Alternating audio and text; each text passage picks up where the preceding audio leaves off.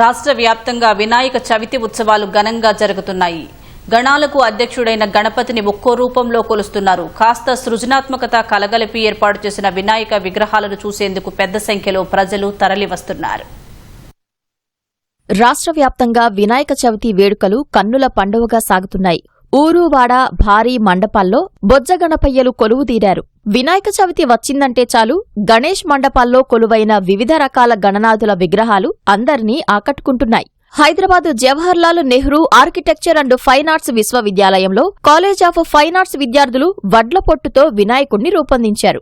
నగరంలోని అన్ని విగ్రహాల కంటే ప్రత్యేకతతో పాటు పర్యావరణ హితంగా ఉండాలనే లక్ష్యంతో ఆ గణనాథుణ్ణి నిర్మించినట్లు నిర్వాహకులు చెబుతున్నారు. ఇప్పట్లా కాకుండా అంగరంగ వైభవంగా వినాయక చవితి సంబరాలు చేయడం జరుగుతుంది. అంటే ప్రతిసారి మేము మట్టితో వినాయకుడిని చేయడం జరుగుతుంది.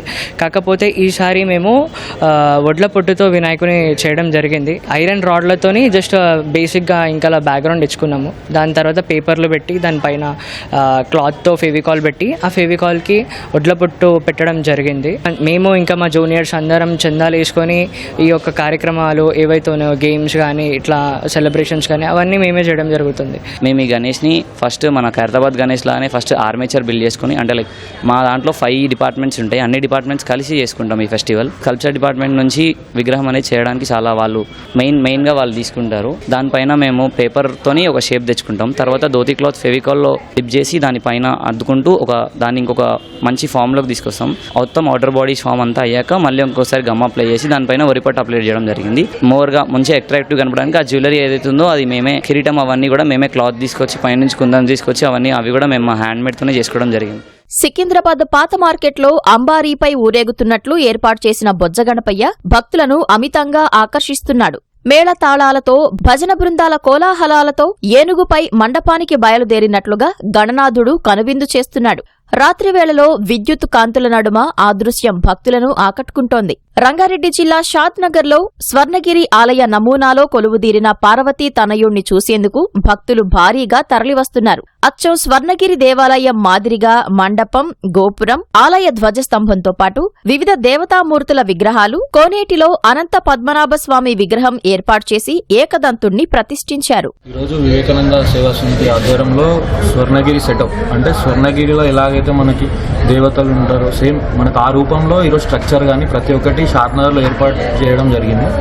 చందాల ద్వారానే ఇంత పెద్ద మండపంకి నిధులు సేకరించడం జరిగింది. 80 నుంచి 100 మంది ముఖ్యమైన సభ్యులు, అంటే ఏ కార్యక్రమం చేసినా మేము ఉన్నామంటూ మాకు ప్రోత్సాహం ఇచ్చుకుంటూ మాకు సహకరించే వాళ్ళు ఉన్నారు. జాబులు చేసుకున్న ప్రతి ఒక్కదానికి లీవ్ పెట్టి మరి మాకు సమయం ఇచ్చి ఇంత మంచి అద్భుతమైన మండపం క్రియేట్ చేయడానికి మాకు సహాయం చేశారు.